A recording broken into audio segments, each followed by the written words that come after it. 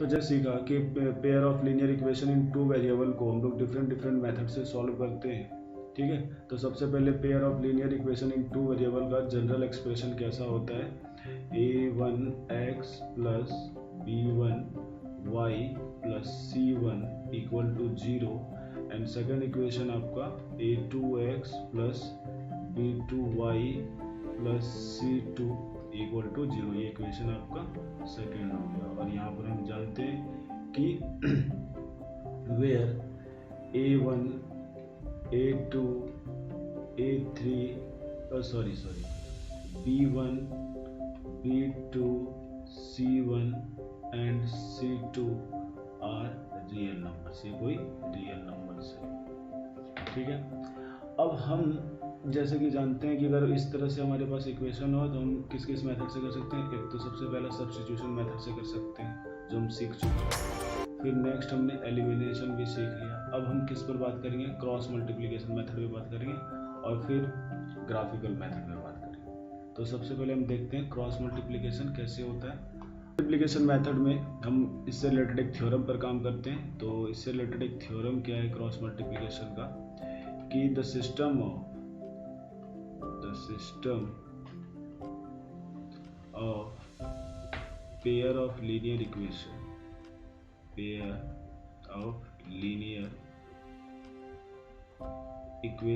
जैसे कि दो इक्वेशन हमारे पास, ये है फर्स्ट इक्वेशन और ये आपका सेकंड इक्वेशन। इन दो इक्वेशन में आप जान रहे a1 b1 c1 a2 b2 c2 ये सब आपके रियल नंबर्स हैं। तो अगर इस तरह का दो इक्वेशन हमारा लीनियर पेयर में दो वेरिएबल में दिया रहता है तो x की वैल्यू क्या आती है, तो x की वैल्यू होती है b1 c2 minus b2 c1 upon a1 b2 minus a2 b1। और y की वैल्यू जो होती है वो होती है c1 a2 minus c2 a1 whole upon a1 b2 minus a2 b1, ये होती है। अब ये चीज़ आया कैसे है, इसका हम लोग प्रूफ देखेंगे। तो प्रूफ इसका क्या है, तो सबसे पहले प्रूफ के लिए हमारे पास we have two equations, a1x plus b1y plus c1 equal to 0 and a2x plus b2y plus c2 equal to 0। ये क्वेश्चन हो गया। तो ये सेम उसी तरह होगा जैसे कि हम लोग एलिमिनेशन मेथड में x और y के वेरिएबल को इक्वल करते थे क्रॉस मल्टीप्लाई करके। जैसे कि मैं पहले अगर x के वेरिएबल को अगर मुझे इक्वल करना है तो मुझे यहाँ से क्या करना होगा, इस फर्स्ट इक्वेशन को सेकंड इक्वेशन के x के कोफिशिएंट यानी a2 से मल्टीप्लाई करना होगा। सेम उसी तरह इक्वेशन 2 पूरे को फर्स्ट इक्वेशन के x के कोफिशिएंट a1 से मल्टीप्लाई करना होगा। तो जैसे मल्टीप्लाई करेंगे और साथ में हम क्या करेंगे, सब्ट्रैक्ट कर देंगे। ऑन सब्ट्रैक्टिंग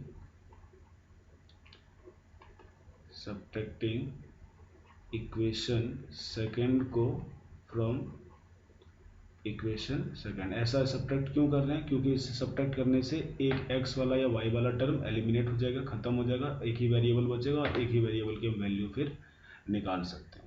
तो सबसे पहले इक्वेशन फर्स्ट को a2 से मल्टीप्लाई करने पर हमें क्या मिलता है कि a1 a2x plus a2 b1y plus a2 c1 equal to a2 को 0 से करेंगे तो 0 मिलेगा। सेम यहाँ पर कि a1 a2x plus a1 b2y plus a1 c2 equal to 0, ये मिला आपको।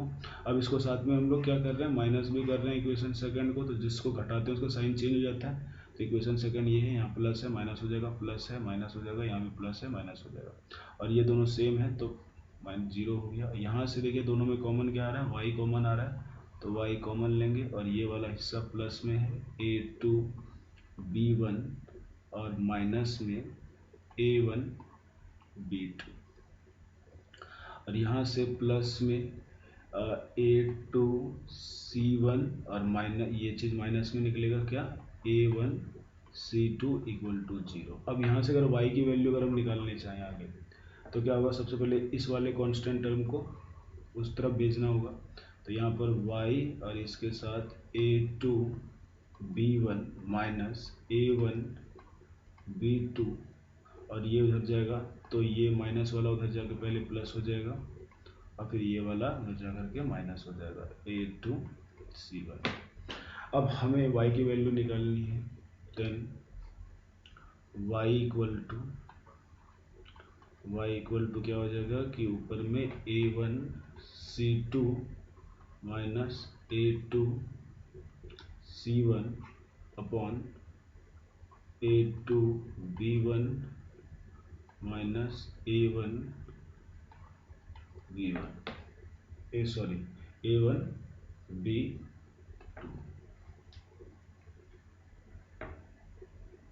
तो y बराबर यहाँ से हमारा क्या निकलेगा, y इक्वल टू ये वाला हिस्सा जो है, अच्छा ये हो जाएगा क्या, A1C2 minus A2C1 and whole upon में ये वाला हिस्सा आ जाएगा A2B1 एंड माइनस A1B2।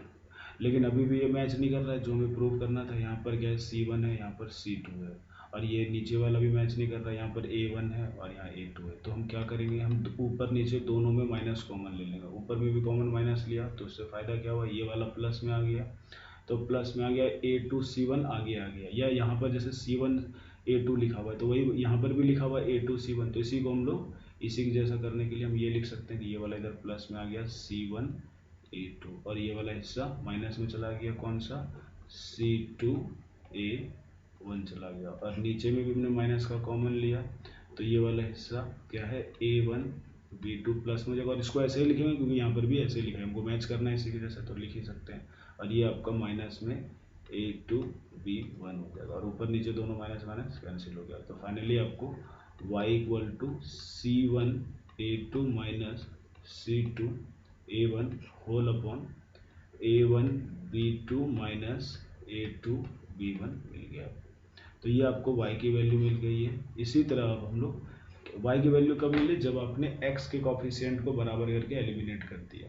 अब अगले स्टेप में जब हमें x की वैल्यू निकालनी होगी तो हमें y बराबर करके y को एलिमिनेट कर देना होगा और उससे x की वैल्यू निकाल दें। तो सबसे पहले इसको नोट करें और फिर हम x की वैल्यू निकालेंगे।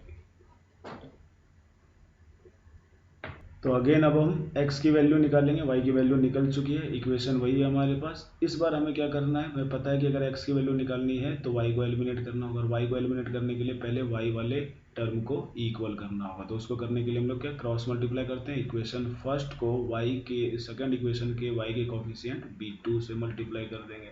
सेम उसी तरह इक्वेशन सेकंड को इक्वेशन फर्स्ट के y के कॉफिशिएंट B1 से मल्टीप्लाई कर देंगे और साथ में इनको क्या घटा देंगे ऑन सब्ट्रैक्टिंग, क्योंकि घटाने पर ही कोई एक चीज़ खत्म हो सकती है। On subtracting equation second from equation first equation से वो करते हैं। तो सबसे पहले मल्टीप्लाई कर लेते हैं। यहाँ पर कितना आ जाएगा, A1B2 x आ जाएगा और प्लस ये कितना आ जाएगा, B1B2 y आ जाएगा और प्लस ये आपका क्या आ जाएगा, B2C1 आ जाएगा और ये B2 को 0 से करेंगे तो यहाँ पर 0 आ जाएगा। सेम उसी तरह इक्वेशन सेकंड को यहाँ पर आपका A2B1 x आ जाएगा और प्लस यहाँ पर B1B2 y आ जाएगा और यहाँ पर प्लस B1C2 इक्वल टू 0 आ जाएगा। अब हम माइनस कर रहे हैं तो हम जानते हैं जिसको माइनस करते हैं उसका सब साइन चेंज हो जाता है, इक्वेशन सेकंड का सारा साइन चेंज हो जाएगा। तो यहाँ पर देख रहे हैं दोनों में कॉमन क्या आ रहा है, x आ रहा है और ऊपर से ये प्लस में हमको A1B2 मिलेगा और ये वाला हिस्सा माइनस में मिलेगा A2B1। फिर यहाँ पर क्या है, दोनों सेम है, ये प्लस में और ये माइनस में, क्योंकि इस साइन का कोई मतलब नहीं है तो ये 0 हो गया। अब यहाँ से क्या बचा, प्लस में B2C1 और माइनस में B1C2 मिला और ये यहाँ पर 0 मिला। अब यहाँ से हम उसी तरह जैसे y का आया था x का भी आ गया। अब यहाँ से हम x की वैल्यू निकाल सकते हैं, तो उसको आगे सॉल्व करें तो यहाँ पर x A1 B2 minus A2 B1, और ये हिस्सा अगर उधर जाएगा तो सबसे पहले इसको उधर ले जाके प्लस कर देते हैं, B1 C2 प्लस में हो जाएगा और ये वाला हिस्सा माइनस में हो जाएगा B2 C1, और यहाँ से आप x की वैल्यू निकाल सकते हैं। तो देन x इक्वल टू आपका क्या हो जाएगा, B1 C2 minus B2 C1 whole upon A1 B2, ये वाला हिस्सा आपका ये वाला इसके नीचे आ जाएगा, और माइनस A2 B1। तो ये आपकी x की वैल्यू आ गई, ठीक है। और ये x की वैल्यू मैच कर रही है क्या, B1 C2 B2, इसमें कोई चेंज करने नहीं पड़ा और कोई कॉमन लेना नहीं पड़ा, इसमें नहीं लेना उसको करना पड़ता है, ठीक है। तो x और y दोनों की वैल्यू आ चुकी है हमारे पास, ठीक है। तो इसी चीज़ को हम कैसे लिख सकते हैं, तो जैसे कि यहाँ पर हमने देखा कि A1 B2 minus A2 B1 इसमें भी है और y में भी था। y की वैल्यू हमने जब निकाली थी क्या है, C1 A2 minus C2 A1 whole upon A1 B2 minus A2 B1, ये हमने दोनों में निकाला था, दोनों में कॉमन था। तो ये जो x है इसको हम लोग ऐसा लिख सकते हैं कि अगर मान लो ये चीज़ इधर नीचे आएगा, इसके नीचे आ जाएगा, तो x अपॉन में क्या आ जाएगा, B1 C2 minus B2 C1, इसके नीचे आ गया तो इधर क्या बचेगा सिर्फ, अब यहाँ पूरा ही अकेला था ऐसे, और कुछ नहीं साथ में तो 1 है, और ये इधर चला गया तो ऊपर में यहाँ क्या बचा, 1 upon A1 B2 minus A2 B1, ये बचा आपका।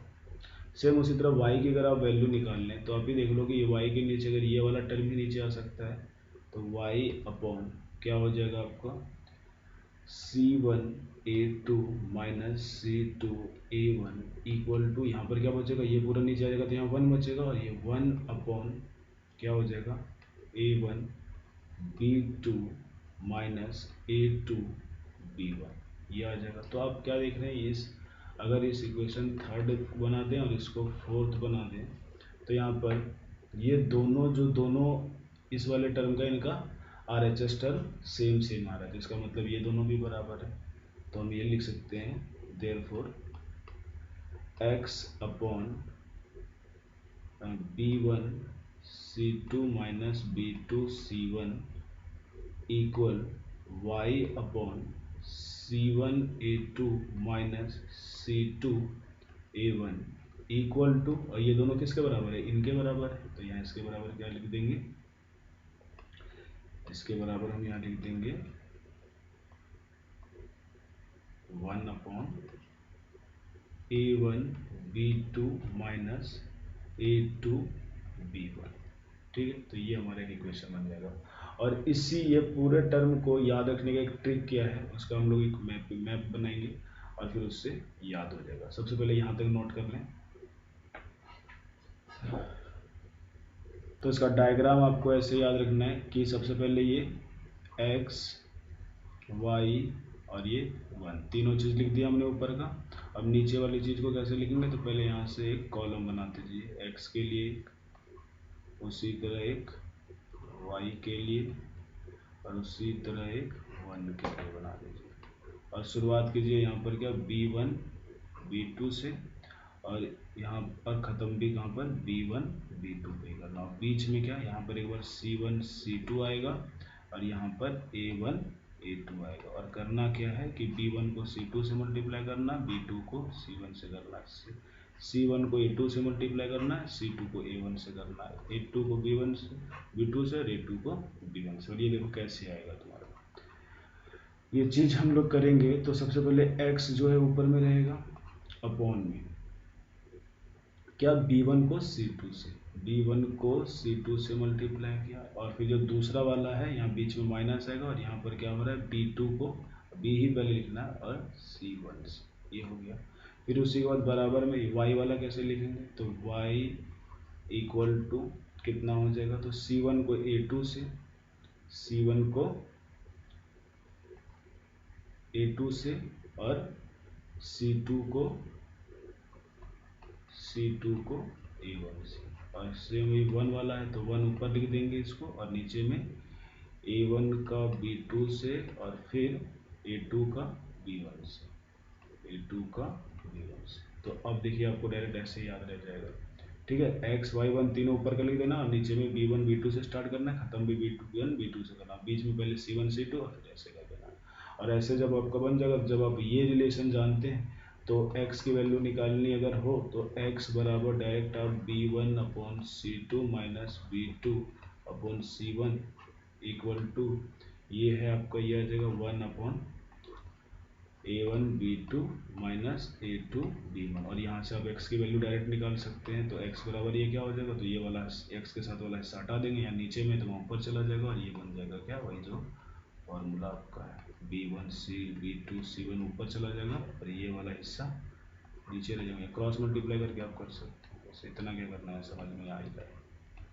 और सेम उसी तरह y की वैल्यू अगर मुझे निकालनी होती तो ये क्या है, y upon C1 A2 minus C2 A1 equal to A1 upon A1 B2 minus A2 B1, और यहाँ से y की वैल्यू क्या आ जाएगी, तो ये चीज़ ऊपर चला जाएगा, C1 A2 minus C2 A1 और होल अपॉन में ये हिस्सा नीचे आ जाएगा, A1 B2 minus A2 B1। ठीक है, दोनों चीज़ आपको निकल चला है। तो ये क्रॉस मल्टीप्लिकेशन मेथड से मतलब कि डायरेक्ट हमको फॉर्मूले से करना, और क्रॉस मल्टीप्लाई क्यों कर रहे हैं, क्योंकि देखने यहाँ पर इसको इससे हो रहा है। अब इस पर हम एक क्वेश्चन करेंगे जो हमने पहले भी 2 मेथड में अप्लाई किया था, अब उसी क्वेश्चन को हम क्रॉस मल्टीप्लिकेशन मेथड से सॉल्व करना सीखेंगे। तो सबसे पहले इसको नोट कर लें। तो पेयर ऑफ लीनियर इक्वेशन में जैसे कि ये क्वेश्चन है आपका, ठीक है, वही 5 pencil 7 pen together cost 50 rupees, where 7 pencil and 5 pens together cost 46, find the cost of 1 pencil and that of 1 pen. और इसको हम लोग क्रॉस मल्टीप्लाई मेथड से सॉल्व करेंगे। तो सबसे पहले सॉल्यूशन, जैसे कि हमको जानते हैं एक पेन और एक पेंसिल का निकालना है, और उन्होंने 5 पेंसिल और 7 पेन एक साथ खरीदते हैं तो 50 रुपये देने पड़ते हैं। और वही अगर हमें 7 पेंसिल और 5 पेन एक साथ खरीदते तो हमें 46 रुपये पेमेंट करना पड़ता। तो पहले मान लेते हैं कि let cost of 1 pencil be X rupees, and let cost of 1 pen be Y rupees। ठीक, अब हमें कॉस्ट निकालना है, देन कॉस्ट ऑफ इनका क्या हो जाएगा, पहली बार में 5 पेंसिल एंड 7 पेन्स। तो उनके अकॉर्डिंग 50 रुपये पेमेंट करना पड़ा था। हमारे हिसाब से कितना था, 5 पेंसिल की कीमत, एक की x है तो 5 की 5x, एक की y है तो 7 की कितनी हो जाएगी, 7y हो जाएगी, और ये बराबर 50। ये इक्वेशन बना। अच्छा, इस अब हम जान रहे हैं क्रॉस मल्टीप्लिकेशन मेथड, और क्रॉस मल्टीप्लिकेशन मेथड में इक्वेशन हमारा a1x plus b1y plus c1 equal to 0, मतलब RHS तरफ 0 होता था, तो इसलिए इसको भी हम लोग उसी फॉर्म में ला सकते हैं। कैसे, ये 5x, x वाला भी टर्म इधर, y वाला भी टर्म इधर, और कांस्टेंट वाला भी टर्म इधर ले आते हैं, ये माइनस 50 हो जाएगा और इधर बचेगा 0। तो इसको इक्वेशन फर्स्ट बना लेते हैं ताकि हमको a1 b1 c1 निकालने में आसानी हो। सिमिलरली हम सेकेंड जो सिचुएशन है, 7 pencil and 5 pen together cost 46, इसका भी इक्वेशन बना लेते हैं। तो देयरफॉर कॉस्ट, यहाँ पर ऑफ नहीं लिखा, सॉरी, कॉस्ट ऑफ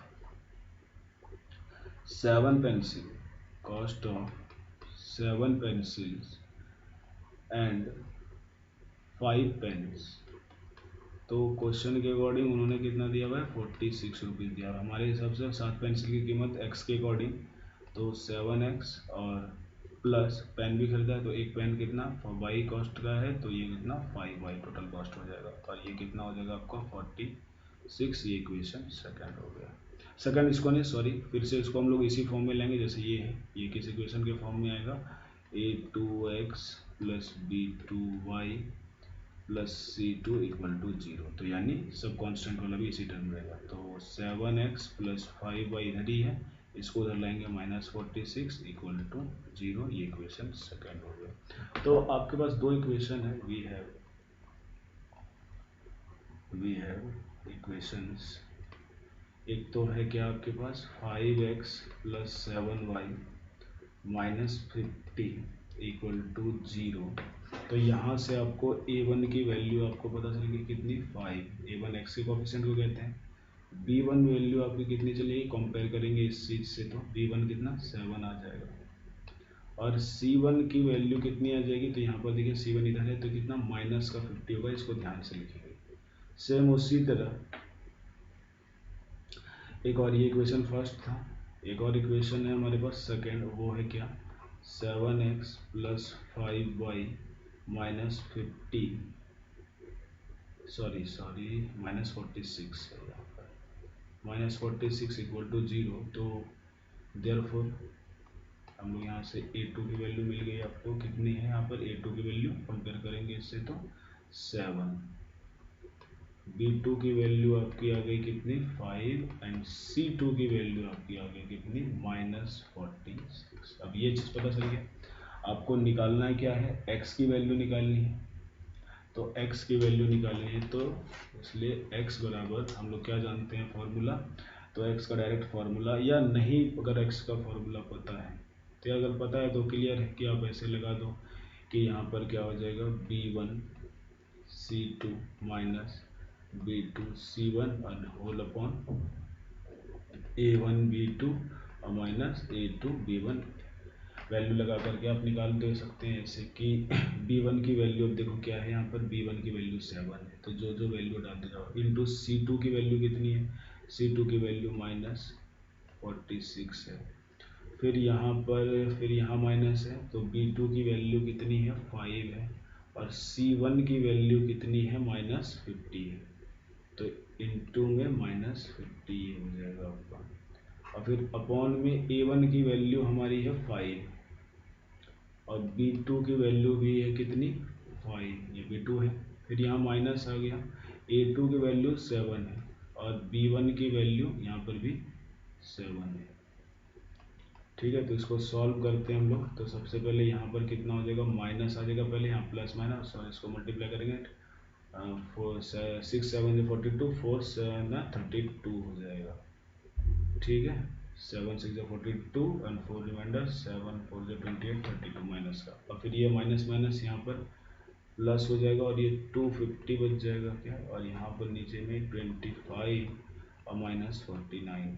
तो इसको सॉल्व करने पर हमें कितना मिलता है 250 यहाँ पर आ जाएगा, तो 27, और वो भी क्या माइनस का, और नीचे में आपको बचेगा कितना 24, वो भी किसका माइनस का, तो माइनस माइनस कैंसिल, और 24 1 24 24 3 70, यानी x की वैल्यू आपकी 3 आ गई, जो पहले भी हमारी यही आई हुई थी। कैसे भी निकालेंगे आंसर हमारा वही निकलने वाला है। अब हम y की वैल्यू निकालेंगे, तो y का क्या है फॉर्मूला, तो y में हमने क्या बोला था c होता है, तो यानी c1 a2 minus c2 a1 and whole upon, और नीचे में क्या हो जाएगा a1 b2 और माइनस a2 b1। तो सारी वैल्यू पुट कीजिए, c1 की वैल्यू कितनी है हमारी -50 है, तो -50 इंटू a2 की वैल्यू कितनी है 7 है, फिर माइनस c2 की वैल्यू में कितनी है -46 है, तो -46 हो गया, इंटू में a1 की वैल्यू कितनी है 5 है, और ये नीचे में तो आपने पहले से इनसे सेम ही है दोनों का, तो कैलकुलेट किया हुआ है आपने, तो नीचे में कैलकुलेट करके कितना माइनस का 24 ही आना है यही। तो अगर हम सॉल्व जब करेंगे तो ये कितना हो जाएगा -350 -35, और यहाँ क्या हो जाएगा, तो सबसे पहले यहाँ हम इसको करेंगे तो ये हो जाएगा, सबसे पहले माइनस माइनस ये प्लस हो जाएगा, और ये मल्टीप्लाई होकर कितना होगा 6 5 30 और 4 कितना 23 230, और होल अपॉन -24।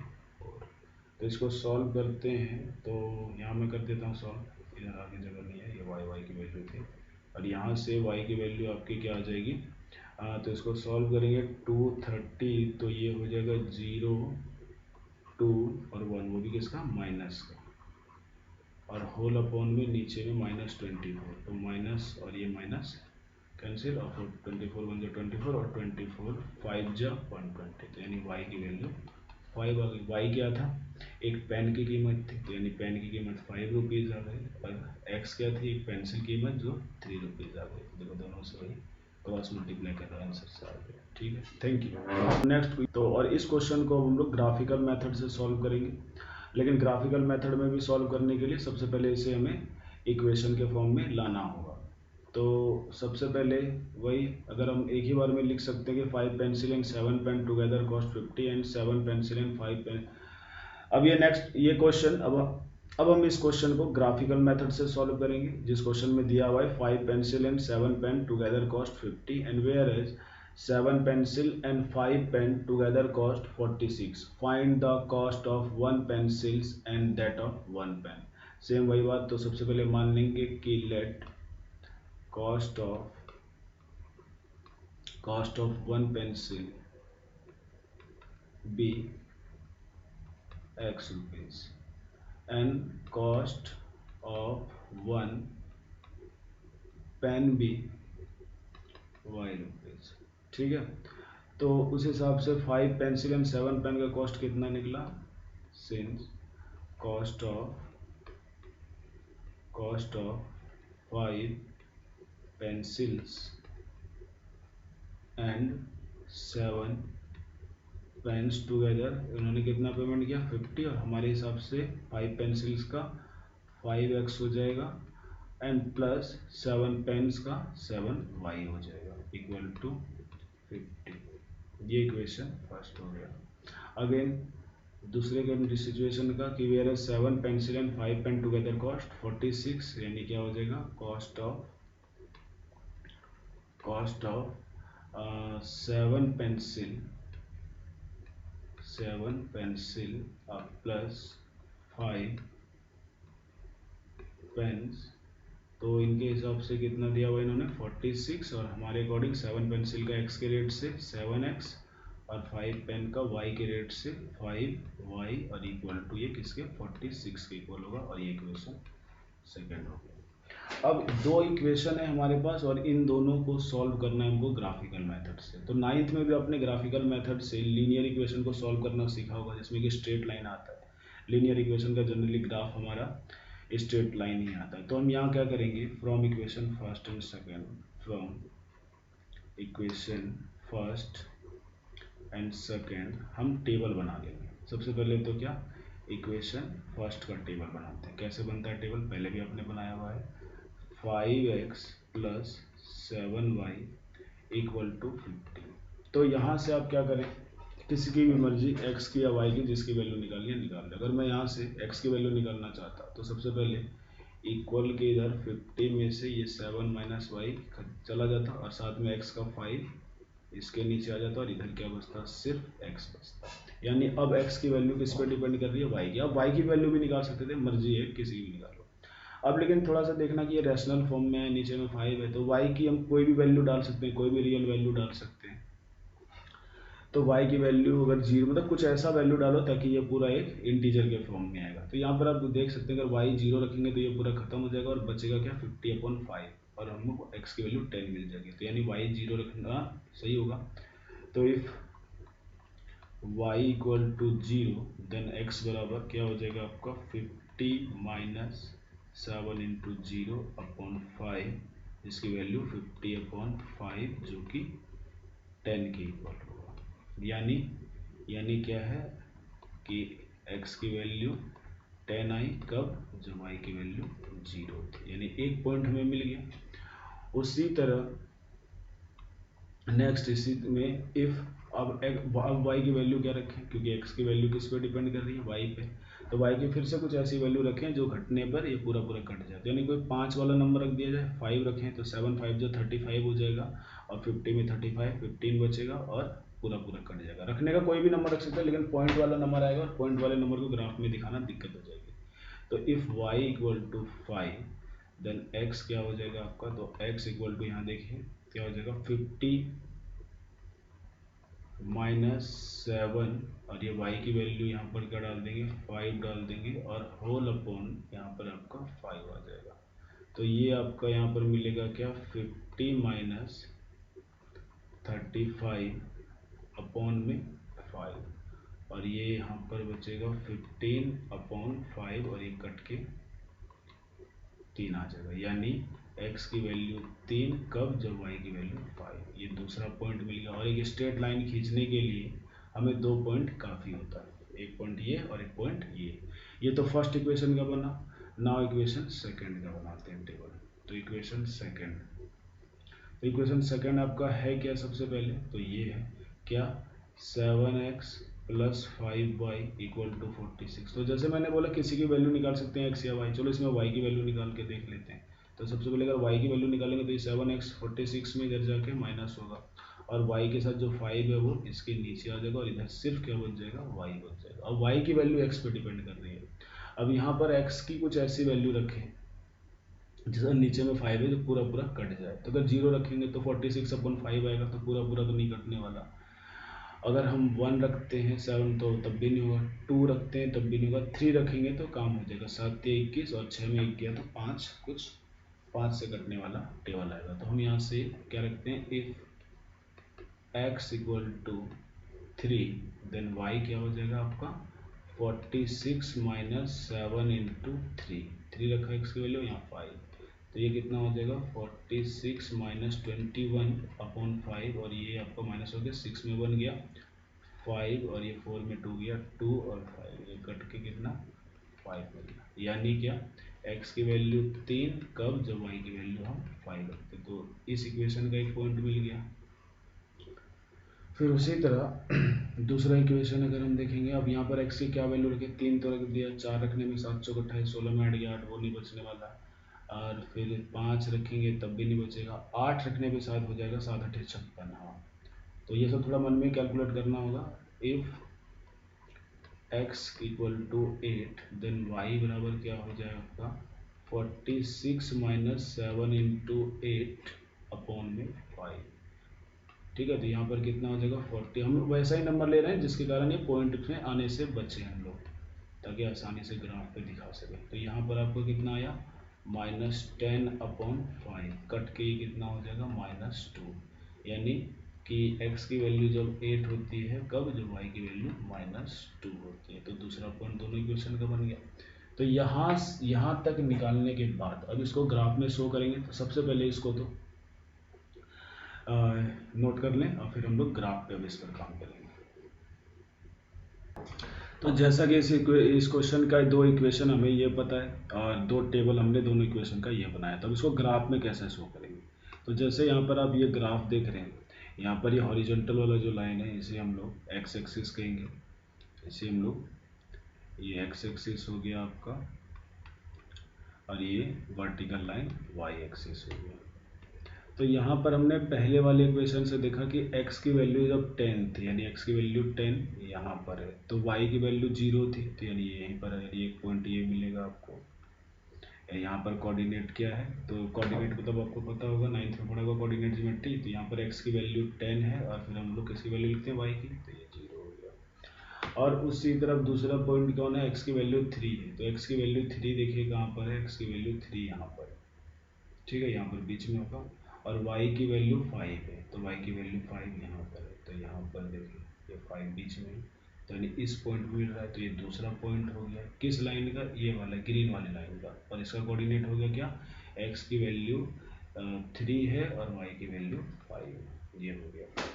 और अब ये इक्वेशन, ये तो कौन सा है, ये इक्वेशन फर्स्ट का है लाइन, और ये इक्वेशन ब्लू वाला इक्वेशन सेकंड का। और सेकंड में देखते हैं क्या, x की वैल्यू जब 3 थी, x की वैल्यू 3 जब यहाँ है तो y की वैल्यू क्या है 5 ही है, तो यानी यही पॉइंट हो जाएगा इसके लिए भी।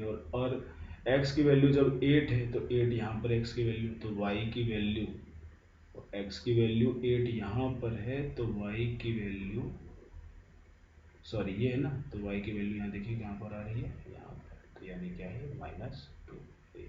तो यानी इस पॉइंट का कोऑर्डिनेट क्या हो जाएगा 8 एंड -2, ए बी पॉइंट हो गया और ये पॉइंट सी नाम दे दो। तो हमने 9th क्लास में क्या सीखा था कि पेयर ऑफ लीनियर, जब भी कोई दो लाइनें जब जहाँ पर एक दूसरे को इंटरसेक्ट करती है जैसे कि ये इक्वेशन फर्स्ट हो गया और ये इक्वेशन सेकंड हो गया, और ये स्ट्रेट लाइन है तो लीनियर इक्वेशन ही का ही होगा। ये इक्वेशन फर्स्ट है, मतलब क्या है ये कि 5x plus 7y equal to 50 है इस लाइन का इक्वेशन, और इस लाइन का इक्वेशन कितना है 7x plus 5y equal to 46 है। ठीक है, तो यहाँ पर ये जो x और y, ये जो पॉइंट जहाँ पर इंटरसेक्ट किया है, तो इस पॉइंट पर क्या है, दोनों की ये जो वैल्यू है x की है और ये वैल्यू y की, और हमने पहले भी इससे निकाला हुआ था। ठीक है, जिस पॉइंट पे एक दूसरे को इंटरसेक्ट करे वही पॉइंट जो जहाँ पर x पे आ रहा था वो कहाँ पर आ रहा है 3 पर, और ये पॉइंट y पर कहाँ पर आ रहा है, तो देख रहे हैं कहाँ 5 पर आ रहा है। तो हेंस, ठीक है, इंटरसेक्टिंग पॉइंट यानी जिस लाइन पे दोनों ने काटा है, तो ग्राफ में यही होता है जहाँ पर दोनों वेरिएबल दो इक्वेशन है, दोनों इक्वेशन एक दूसरे को इंटरसेक्ट करेंगी, तो उसको हम लोग वो पॉइंट जो होगा उस पॉइंट का कोऑर्डिनेट यानी एक x की वैल्यू एक y की वैल्यू वही दोनों वेरिएबल की वैल्यू होगी। हेंस इंटरसेक्टिंग पॉइंट क्या है, वो B है और जिसका कोऑर्डिनेट 3 एंड 5 है। तो यहाँ से लिखेंगे देयरफॉर x की वैल्यू 3 एंड y की वैल्यू 5, और ये हमारे पहले भी आया था, पहले मेथड से जो किया था मैंने यही किया था। तो ये आपका ग्राफिकल मेथड है। तो ग्राफिकल मेथड में क्या याद रखना है, दो इक्वेशन में लाना है और फिर उनको दोनों का टेबल बनाना है, और दोनों का टेबल बना करके ये लाइन खींच देना है। ठीक है, जैसे कि आपने यहाँ पर देखा पहले ये वाला है, तो एक पॉइंट हमने tan 0 का यहाँ पर बना लिया। ठीक है, दूसरा 3 और 5 का पॉइंट ये था, तो इन दोनों पॉइंट से एक लाइन हमने खींच दिया स्केल रख करके। ठीक है, ये ग्रीन वाला खींच दिया। सेम उसी तरह इक्वेशन सेकंड के लिए भी 3 और 5 का पॉइंट एक यहाँ मिला, और दूसरा पॉइंट 8 और -2 का एक पॉइंट यहाँ मिला, तो इस पॉइंट और इस पॉइंट से एक लाइन खींचा, तो ये ब्लू वाला लाइन खींचा।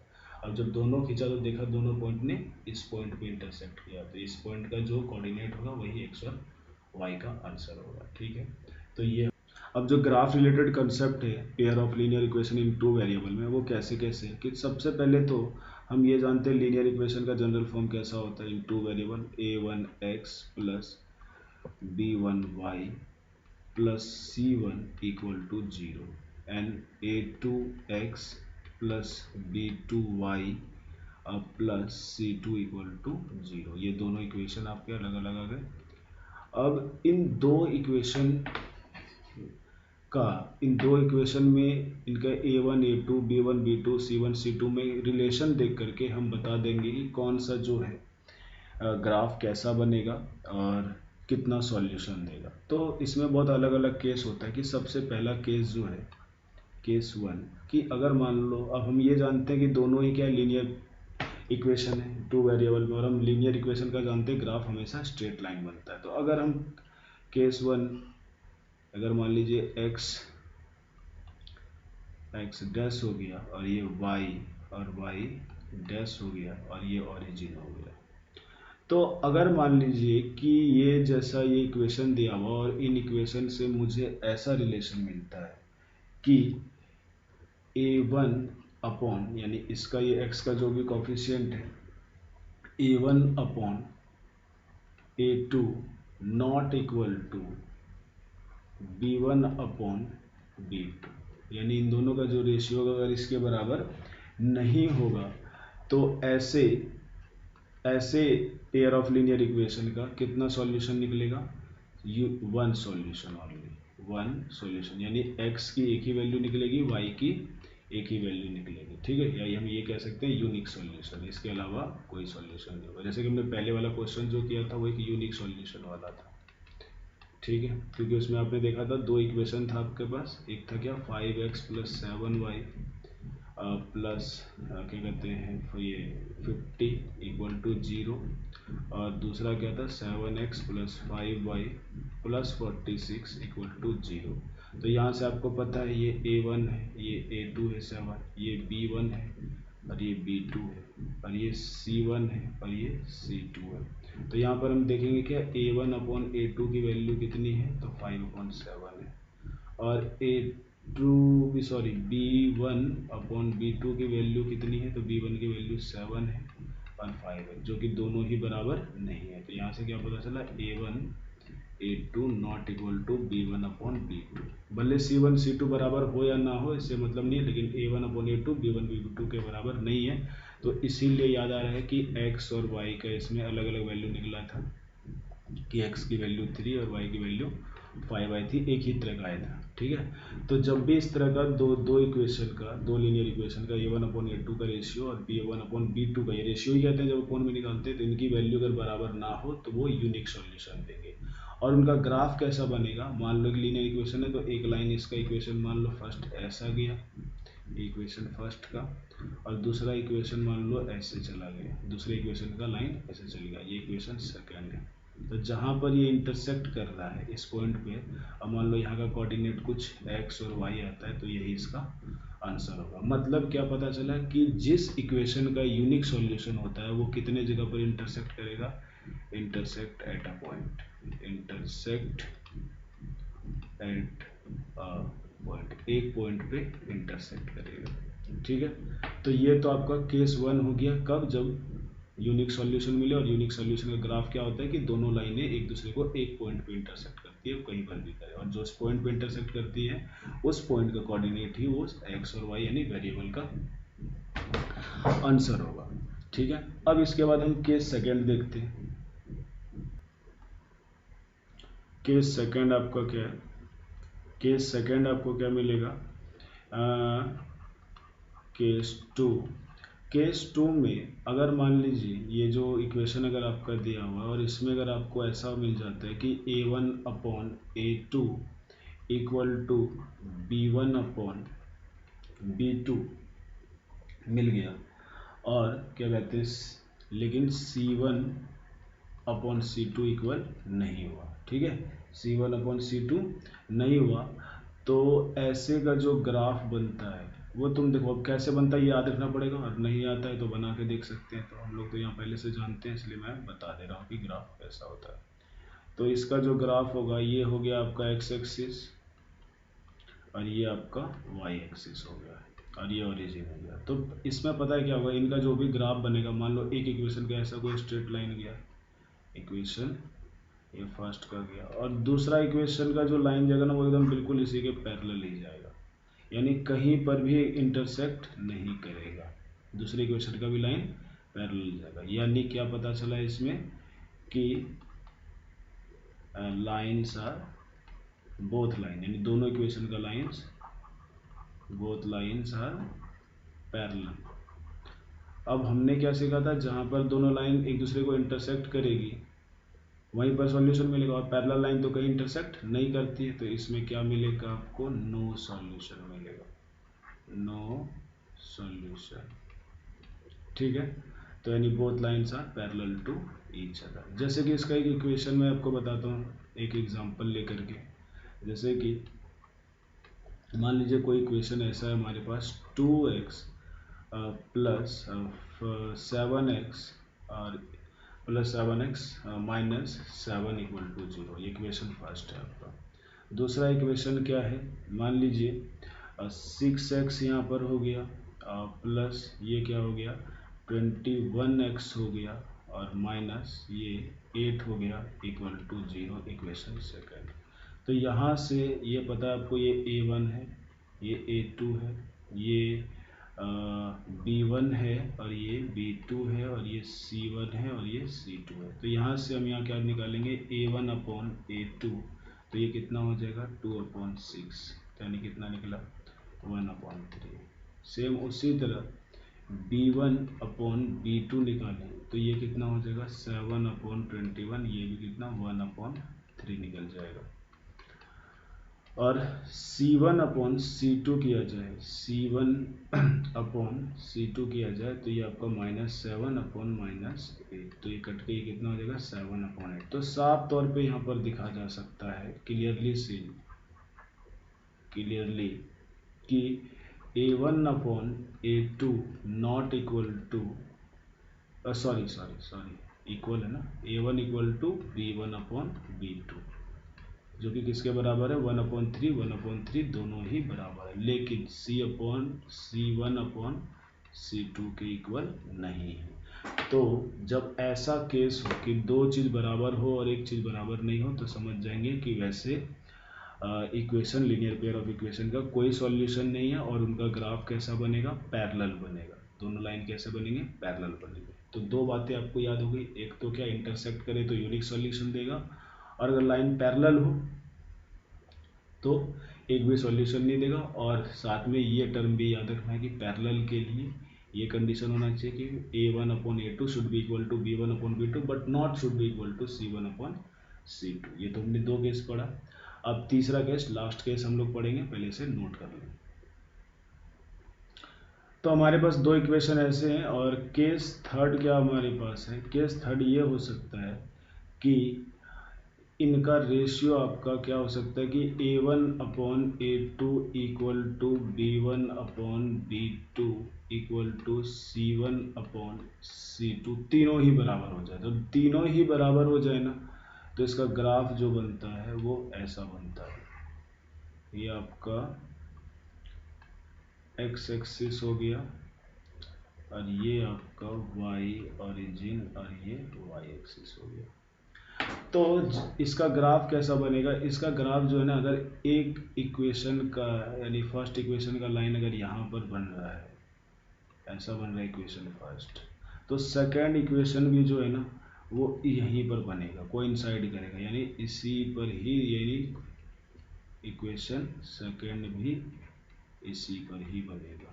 मतलब क्या करेगा कि ये कोइंसाइड करेंगे, एक दूसरे के ऊपर रहेंगे। अब तुम ही सोचो, आप ही सोचिए इस बात को कि अगर दो लाइनें एक दूसरे के ऊपर रहेंगे तो यानी क्या हर पॉइंट पर एक दूसरे को इंटरसेक्ट करिए। मान लीजिए एक लाइन ऐसा है और दूसरी लाइन इसी पर है, तो यानी हर पॉइंट पे और एक लाइन पे कितने पॉइंट होते हैं, इन्फिनेटली मैनी पॉइंट, और हर पॉइंट पे एक दूसरे को टच कर रहे हैं मतलब इंटरसेक्ट कर रहे हैं, और जितने पॉइंट पे इंटरसेक्ट करेंगे उतना ही सॉल्यूशन होगा। जैसे कि आपने सीखा था इससे पहले कि एक पॉइंट पे दो लाइनों ने इक्वेशन फर्स्ट का लाइन और इक्वेशन सेकंड के लाइन ने एक इस पॉइंट पे इंटरसेक्ट किया, तो यही इसका सॉल्यूशन होता है जो भी इसके कोऑर्डिनेट आते थे। अब यहाँ तो हर पॉइंट पे एक दूसरे को क्या कर रहे हैं, एक दूसरे को काट रहे हैं, एक दूसरे पर मिल रहे हैं, तो जिस जिस पॉइंट पे मिल रहे हैं वो हर पॉइंट पे सॉल्यूशन होगा। तो इसमें क्या मिलेगा आपको, मैनी सॉल्यूशन मिलेगा, मैनी सॉल्यूशन। ठीक है, जैसे कि एक एग्जाम्पल अगर हम लेते हैं इक्वेशन का, जैसे कि मान लीजिए कि इक्वेशन है आपके पास 2x, पहले 2x plus 5y -3 equal to 0, ये इक्वेशन फर्स्ट हो गया। मान लो दूसरा इक्वेशन, मान लो मैंने ले लिया 8x प्लस 20y और -12 इक्वल टू 0, इक्वेशन सेकेंड है। तो यहाँ से अगर आप A1/A2 निकालो तो कितना आ जाएगा, ये 2 है अपॉन 8 है, ठीक है, कट के कितना आ गया, 1/4 आ गया। वही B1/B2 अगर हम निकालें तो क्या हो जाएगा, 5/20 और इसकी वैल्यू 1/4 हो जाएगी। और C1/C2 की वैल्यू निकालें तो -3 -12 और ये कट के कितना 1/4 ये भी हो जाएगा। तो यहाँ पर हमने क्या देखा, क्लियरली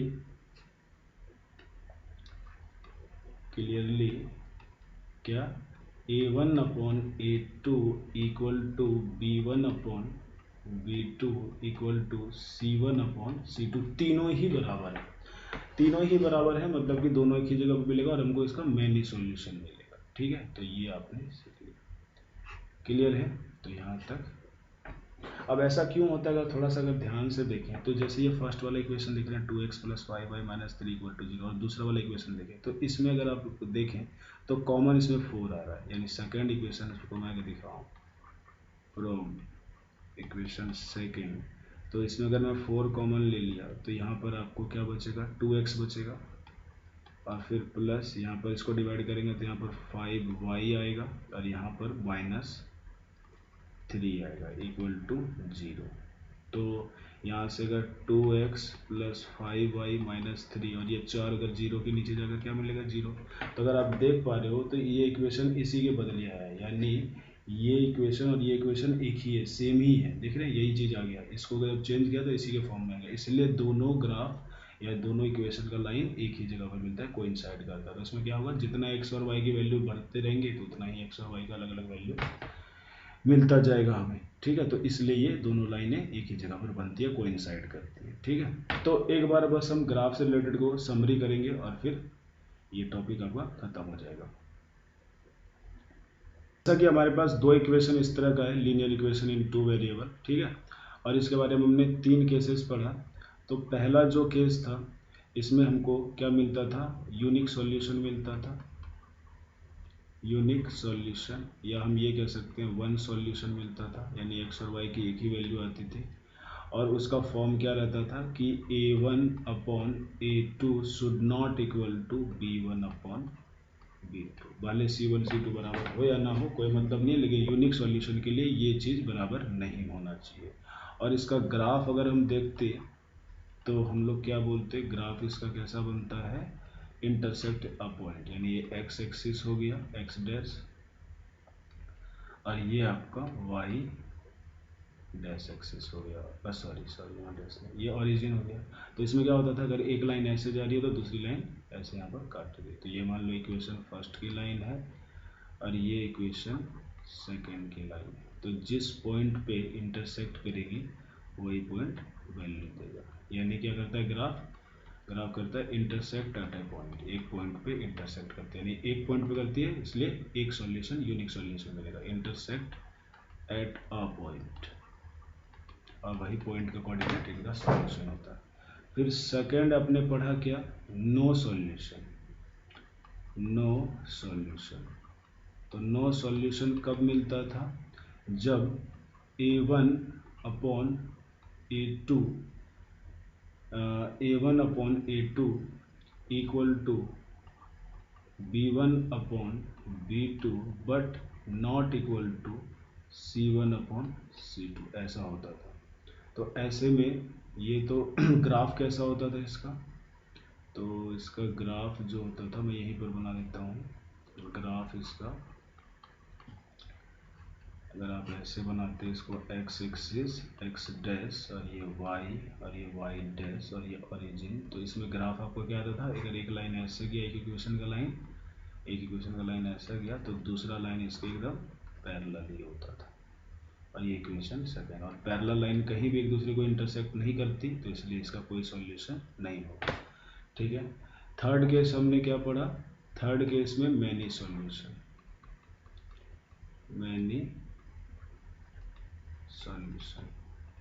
मैनी सॉल्यूशन के लिए क्या होना चाहिए कि a1/a2 should be equal to b1/b2 should be equal to c1/c2, तीनों बराबर होना चाहिए।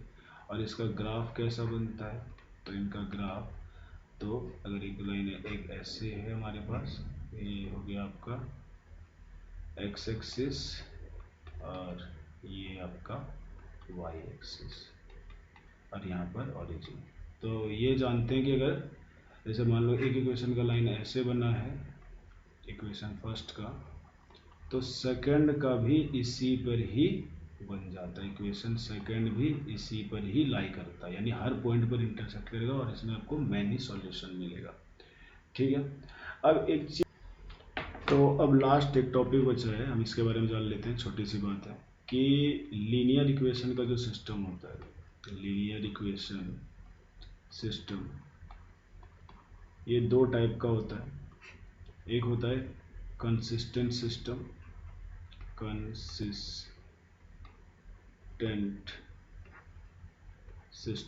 कंसिस्टेंट सिस्टम वैसे linear equation, pair of linear equation कहते हैं जिसमें कि हमको सॉल्यूशन मिलता हो, या तो वन सॉल्यूशन मिले और मैनी सॉल्यूशन मिले, या इन्फिनाइट सॉल्यूशन मिले, मैनी सॉल्यूशन। तो वैसे सिस्टम को हम लोग, जिसमें कि कोई भी सॉल्यूशन मिले, एक मिले, दो मिले, या कितने मिले, उसको कंसिस्टेंट सिस्टम। और दूसरा जो होता है वो होता है इनकंसिस्टेंट सिस्टम, इनकंसिस्टेंट सिस्टम। और इनकंसिस्टेंट सिस्टम किसे कहते हैं, जिसमें कोई सॉल्यूशन नहीं मिलता, नो सॉल्यूशन। तो उसके अकॉर्डिंग यूनिक सॉल्यूशन आपका कैसा हो गया, कंसिस्टेंट सिस्टम वाला इक्वेशन हो गया, ये पूरा इक्वेशन कंसिस्टेंट सिस्टम। उसी तरह इसमें नो सॉल्यूशन मिला, जिसमें कि ग्राफ पैरेलल बनता है, तो ये हो जाएगा इनकंसिस्टेंट कंसिस्टेंट सिस्टम, ठीक है। और मैनी सॉल्यूशन, तो ये भी आपको किस में आ जाएगा, कंसिस्टेंट सिस्टम। Thank you.